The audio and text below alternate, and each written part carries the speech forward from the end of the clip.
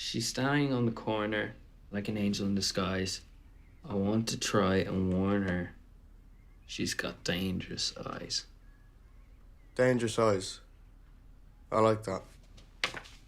So what about a rhythm like this?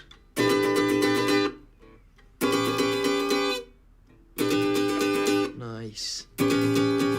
When I was a teenager, much like Connor here, I would often turn to music when my real-world surroundings would bring me down. For a few years, it fed some angsty songwriting that would fill a short career of amateur pop-punk music. Now, a decade later, when my surroundings bring me trouble, I turn to movies. Specifically movies like Sing Street. This is Irish filmmaker John Carney's third and possibly most underrated film. It tells the story of Connor, an Irish teenager living in poverty-ridden mid-80s Dublin. His parents hate each other and can't quite provide for their children. His older sister is struggling through college, and his older brother is a druggy college dropout who spends all of his time at home getting stoned and listening to music. The story begins with Connor transferring to a poor Catholic school as a means for his parents to save some money. At this school, he is constantly bullied by students and even the principal, and he finds his escape from all of this in Rafina, the cute girl who lives across the street at a girls' home. He decides that his way to Rafina's heart is through music, and decides to start a band in order to win her over. Now, at first glance, this movie seems like a standard run-of-the-mill coming-of-age story, but it's so much more than that. Its historical backdrop and themes connect it to our modern-day world and bring us not just comfort, but a hopeful message. Carney has stated in several interviews that Sing Street is a sort of what-if version of his own adolescence. When he was in high school, he idolized all of the same rock legends that Connor idolizes within the film. But rather than do anything about it like his protagonist, he mostly just daydreamed about what he wanted to do. Sing Street is a visualization of those daydreams. A story of a boy meets girl, boy uses music to get the girl, and boy and girl go on to take on the world. But as previously mentioned, it's the execution of this story that makes it so special. First, we need to take a look at the backdrop of the film. Now, the film is set again in 1985 Dublin, a time where crime was at an all-time high, unemployment was rampant, and tons of Irish citizens were immigrating to England in hopes for a better life.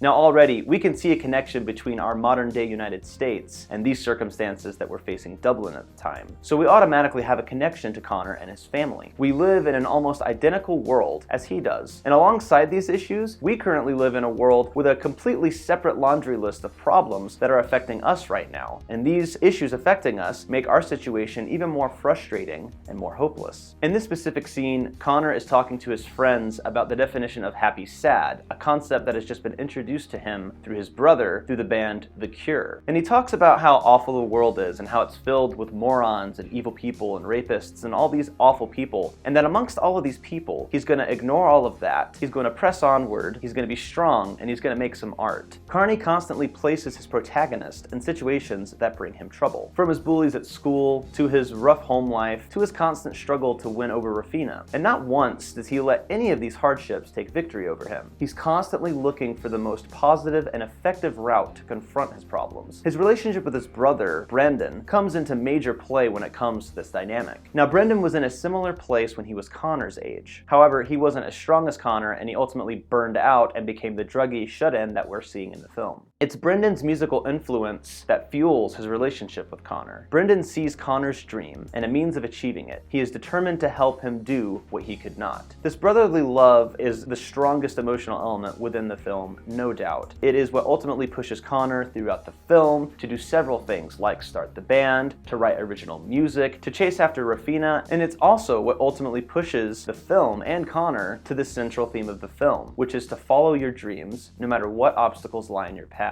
This is the reason I constantly return to Sing Street. Yes, it's a feel-good movie with a lot of laughs and a killer soundtrack, but it's that hopeful message that Carney so perfectly drives home that keeps me coming back. As we face the many problems and obstacles in our modern-day path, it's uplifting to see such a young protagonist overcome a similarly dark world to achieve his dreams. It pushes us to maybe take those steps that we've been too afraid to take, to reach a little further when it comes to our aspirations, and especially not to lose hope when our world comes crashing down around around us. Sing Street is one of my favorite movies of all time. It perfectly captures that phase that I went through as a teenager, trying to replicate the sound and success of the bands that you idolize. And yes, maybe I am a little bitter that it didn't get the attention that it deserved back in 2016, but I honestly recommend this film to anyone and everyone right now, in this very moment. Not because I want people to discover an underrated gem, but because I want them to feel what I feel every time that I watch it.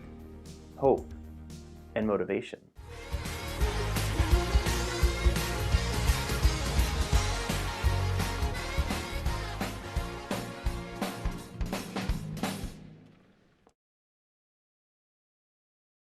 Hey guys, so I'm super excited to finally have this video out to you guys. I've been working about half the summer on getting this exact video done. I got a lot of new editing software and I am so happy and excited to get to use it.